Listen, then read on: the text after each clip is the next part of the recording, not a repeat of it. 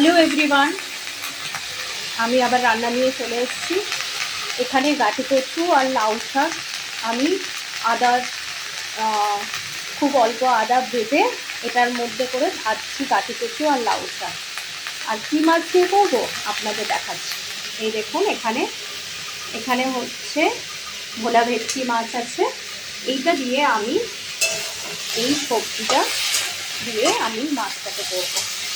এখানে আমার সব মশলা গুলে রেখেছি। এখানে আছে জিরে, ধনে আর হলুদ। এই মশলাটা দিয়ে দিলাম। এবার মশলাটা দিয়ে ভালোভাবে কষে নিতে হবে।